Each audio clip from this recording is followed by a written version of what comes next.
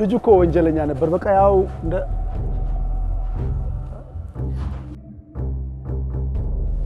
በመጨረሻም ወደ ቤት መጣ ይሄን ጎጥ ቢዝነስ የዶላሩንም ሆነ የመሳሪያ ሽያጩን ባካቁ አባባ ሊገደል የቻለበት መንገድ ይሄ ብቻ ከጉርምስና ከፍ በልና ወንዶነ መጣነብሪ ለስቀይር ምን ነገር ተገኘ አስፈላጊ መስሎ ታየኝ ቀየርኩት ማን ስለሆንክ የተፈሪ ልጅ ስለሆነ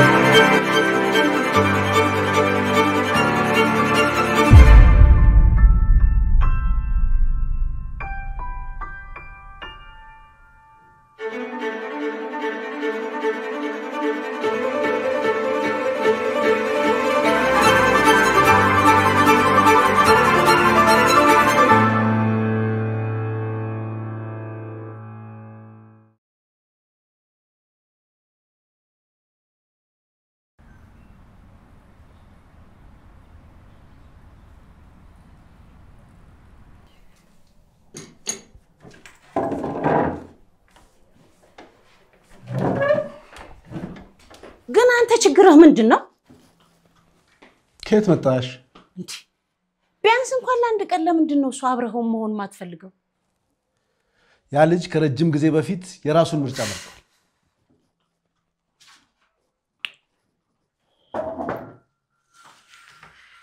ምርጫውን እንዲያስተካክል ማድረግና ወደ አንተ እንዲመጣ ማድረግ ያንተ ግዴታ መሰለኝ ደሞ ወላጆች መቼም ቢሆን በልጆቻቸው ተስፋ አይቆርጡም በሰላም ቁርሴን መብላት ይችላልው ግን አንተ ለምንድነው ይቅርታ ማታደርግለት እሱ እኮ ተቀይሯል ያንተ አቀባበል ግን በደም ያን ልጅ በፍጹም አላም ነው ወደፊትም አላም ነው ልክ እንደ አባታችን በጣም ግትር ነህ ትቢት ይወረሳችሁ አባታችን ባህሪ ወዴት መራው በሰው ጦት ቆፈን እኮ ነው ሄሞተው አንድ ሰው አጠገቡ ሳይሆን አንድ ሰው ያደረክ ስላለው ነገር ግን ታውቃለህ በየ ተስፋ አደርጋለሁ እንኳንም ሚስትህ የሆንከውን አይነት ሰው ሆነ ሳታ ያለፈች እንዳንተ አይነት ሙት ልብ ያለው ሰው በፍጹም አላገባችም ታላቅ እህቴ ነሽ አከብርሻለሁ ግን በፍጹም ቤቴ ድረስ መተሽ ሚስቴን እንደከዳኋት አስመስለሽ ልታወሪ አይገባ ራሱ ይሄው ልጅ ነው ከቤት ወጥቶ ወንጀለኛ መሆንን የመረጠው እኔ አይደለም የመረጥኩለት በራስ ሐሳብ ውስጥ ተደብቀሃል ልጅህን እንደ አባት ሁለተኛ እድል እንድትሰጠው ብቻ ነበር የሚፈልገው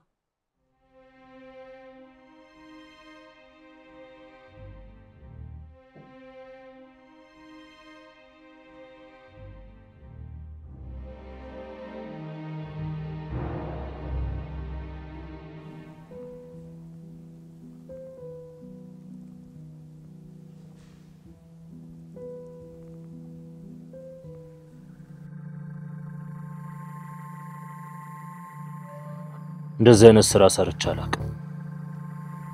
እኔ ገዳይ አይደለሁ ለአንዴና ለመጨረሻ ጊዜ ነው የምሰራው ይኸውልሽ ተሳስተሽም ቢሆን ዳግመኛ እኔ ስልክ ላይ እንዳትደው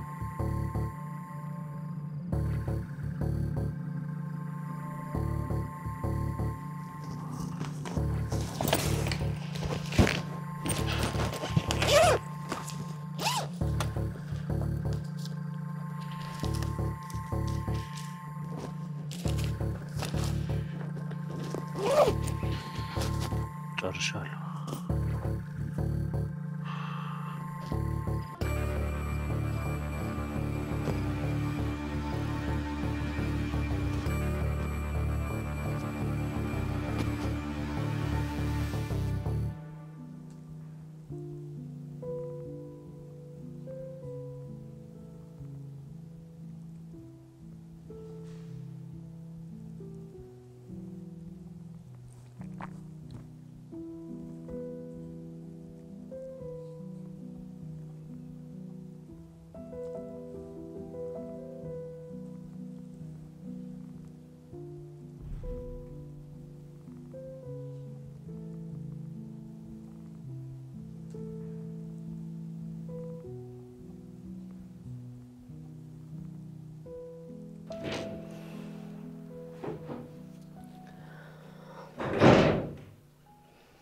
እባክህ ዘሪቱ ሄዳለች በለኝ።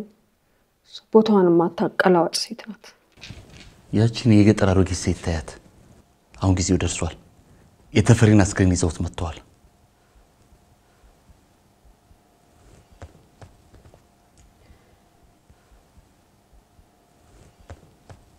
ይሄ ጥሩ ነው። ከሰው ጋር ስትቀላቀይ የሚያሳምናል። እየተወንኩ ነው የሚመስለው። ባሌን እኮ ነው ያጣሁት ጎስሽ። መሞት ነበረበት፣ ሞቷል።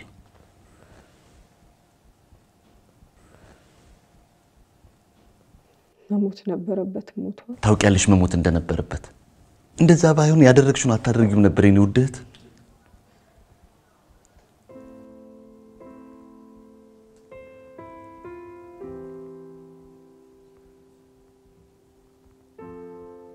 ታዲያ ለምንድን ነው አውሬ ሆንኩ የሚመስለኝ?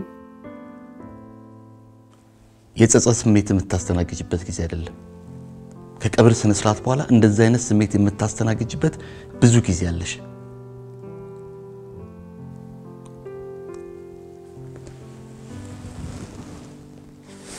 አሁን ወደ ግቢና ዝንተኛ መሆንሽን አሳያቸው። መውደቅ መነሳትም ካለብሽ አድርጊው።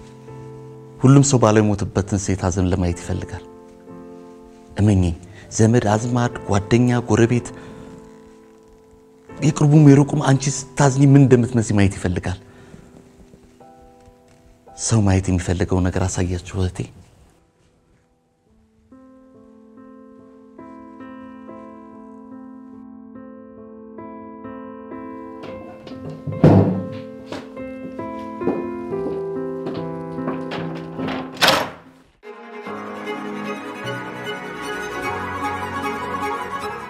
ይህ ማስታወቂያ የሚመለከተው ዲኤስቲቪ ያላችሁ ቀላል ፈጣን መላ ለዲኤስቲቪ ደንበኞች በሙላ የዲኤስቲቪ ጥሪ ማዕከል ሳይደውሉ በማንኛውም ሰዓት በሞባይሎ በኮከብ 9299 መስላል በመደወል ስሞንና የስማርት ካርድ ቁጥሮን አስገብተው የዲኤስቲቪ ክፍያ መጠኖንና ቀኑን በቀላሉ ማወቅ ብሎም ወርሃዊ ክፍያው በቴሌ ብር፣ በሲቢኢ ብር፣ በአዋሽ ብር፣ በኤምፔሳና በቻፓ መክፈል ይችላሉ። ክፍያ ሲፈጽሙ ዲኮደሩ መብራቱን ያረጋግጡ። በተጨማሪም እንደ E16 ያሉ ብልሽቶችን በቀላሉ ማስተካከል ይችላሉ። ለማስተካከል ስሞን ወይም የሞባይል ቁጥሮንና የስማርት ካርድ ቁጥሮን ያስገቡ። ከዛም ከቀረቡት አማራጮች ፊክስ የሚለውን ይምረጡና ከሚዘረዘሩት የብልሽት ምልክቶች ውስጥ E16ን ይምረጡ። በመቀጠል ፊክስ ነው የሚለውን ይጫኑ።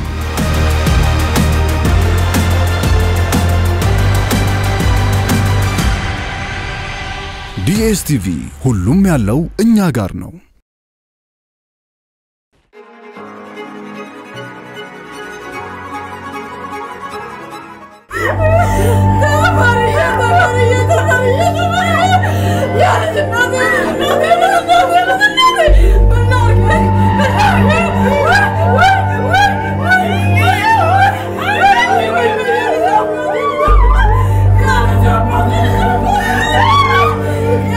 Yeah.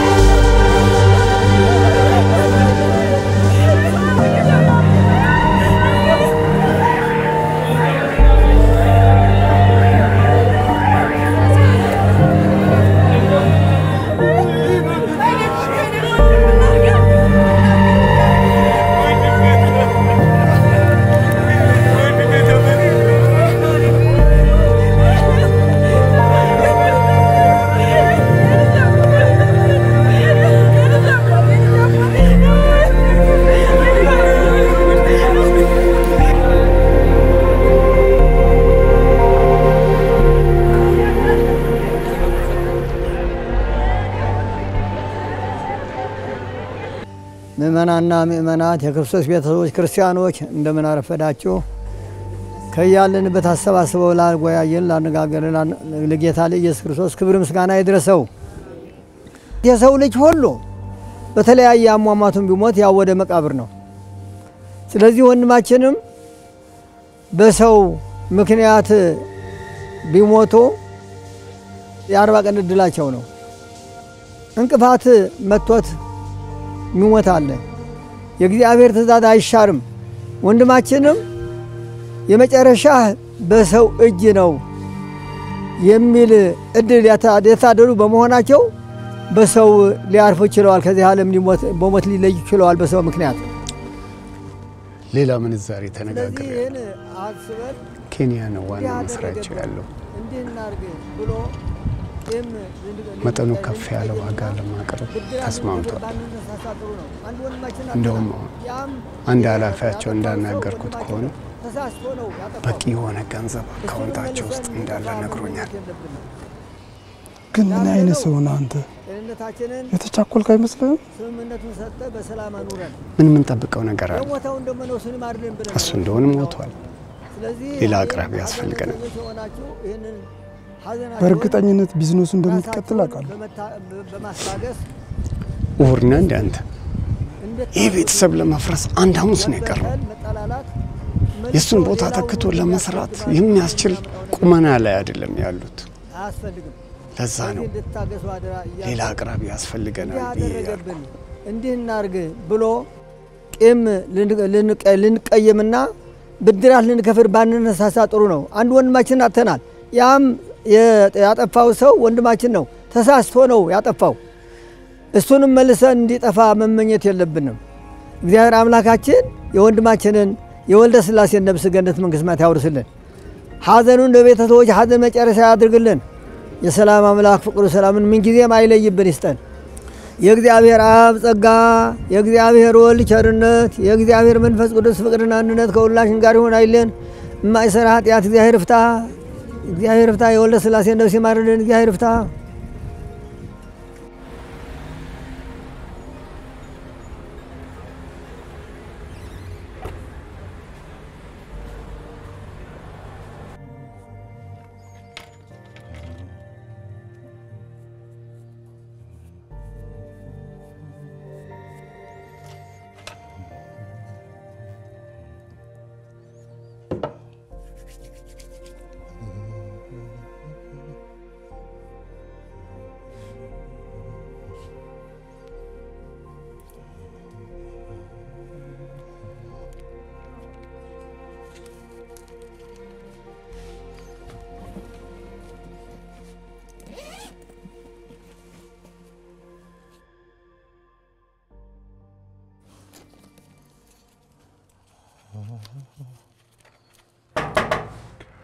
ሞገስ መግባት ይቻላል?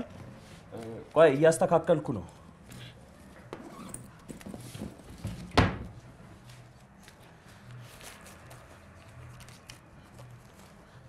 ግባ።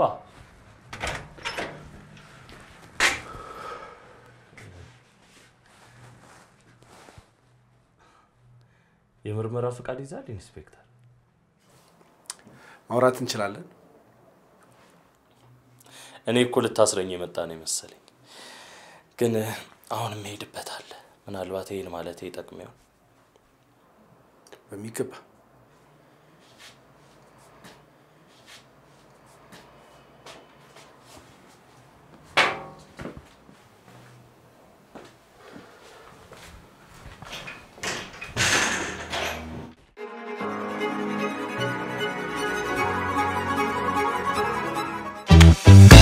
ለልጆች ደስታ ጨዋታ ከዲኤስቲቪ ዲኤስቲቪ በአነስተኛ ወጪ ሁሉንም ልጆች በአንድ ድምጽ የሚያስማሙ እያዝናኑ የሚያስተምሩ ምርጥ ቻናሎችን አቀረበላችሁ።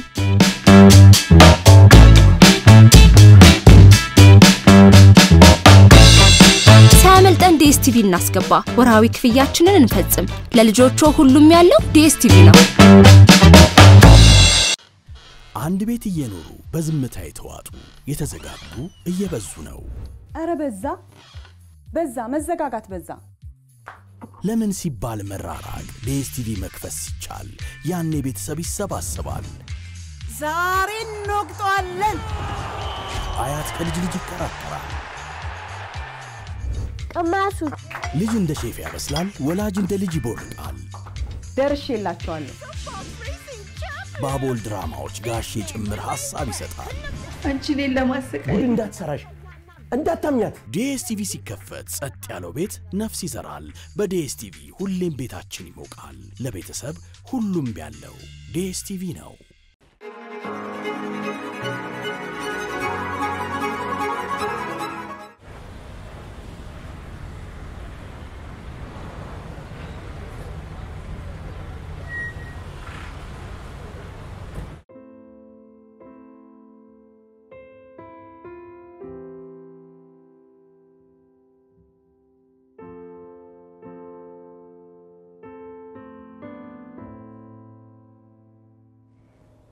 አሏሽ እኔና አባቴ ጥሩ የሚባል ግንኙነት አልነበረም። እውነት ለመናገር አባቴ ባለበት ቦታ መገኘት ምቾት አይሰጠኝም ነበር። ከሱ ጋር ሰው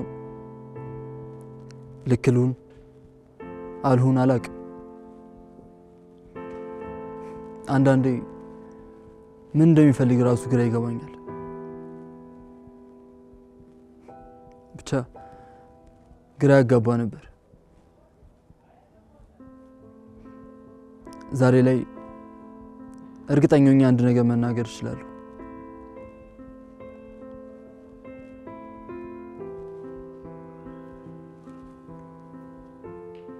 አባቴ እንደሚወደኝ። አባቴ ቤተሰቡን ይወዳል። ፊት ለፊት ቁጭ ብሎ መውደዱን የሚናገር አይነት አባት አልነበር። ከፊቱ ያስታውቅ ነበር። አባቴ ለሚወደው ሰው ሲል እስከ ምድር ዳርቻ መሄድ አይነት አባት ነበር። ከአባቴ በጣም ሚስ የምናደርገው ነገር ጨዋታ አዋቂነት ነው የሚል እምነት አለኝ። አስታውሳለሁ ለመጀመሪያ ጊዜ ታላቅ ወንድሜን ሰመረን ስተዋወቀው ገና 15 ዓመት ታዳጊ ልጅ ነበር። እኔ ደግሞ ከአዳሪ ትምህርት ቤት በክረምት ወራት የመጣው ታይም ነበር። ሁላችንም በጠረጴዛ ዙሪያ ተሰብስበን ሰመረም ተቀምጦ ነበር። አባቴ አየኝና ስማኝ አሩን ወንድም ሰመረን ተዋወቀው፣ አንተ ትምህርት ቤት እያለ የተወለደ ልጅ ነው አለ። እኔ እንደሚገባኝ ከሆነ በአባቴ ጨዋታ አዋቂነትና ቀልደኝነት የሆነ ጊዜ ላይ ጥቃት ደርሶብናል። በአባቴ አጎቴ ምትኩ ላይ የተያዘበትን ሙድ ዘርዝሬ ነገር ያላሰለቻችሁ።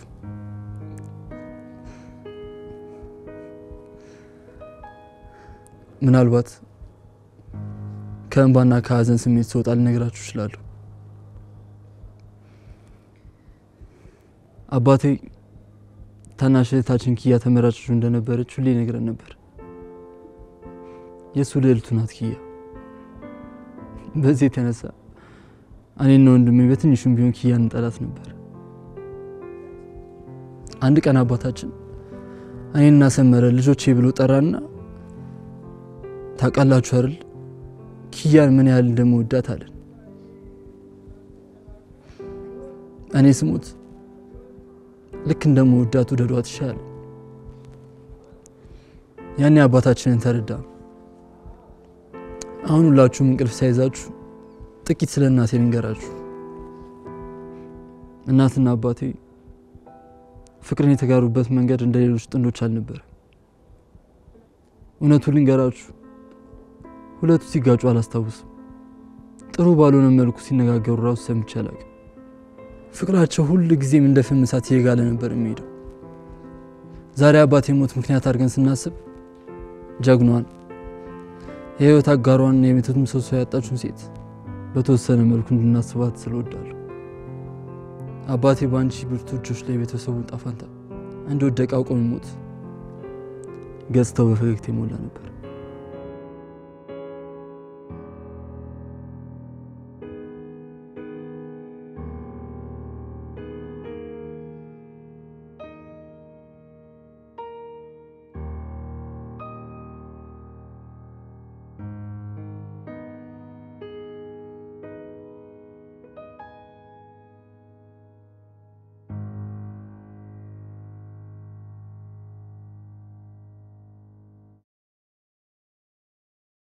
የአለቃሽን የግድያ ወንጀል መከታተል ፖሊስ ነው። እባክህ ገዳዩን ፈልገህ አግኝ። ኢንስፔክተር የጨረስን መስሎኝ ነበር። ምንድነው ይሄ? ምን አገባ? ከኔ ሰርቅ ነው አይደል? ይኸው ሰረኝ። አቶ ተፈሪ ሰው በተሰበሰበበት በአደባባይ ላይ ነው የተገደሉት። በጋራ መስራት ያለብን ይመስለኛል። የምትጠረጥሩት ሰው አለ?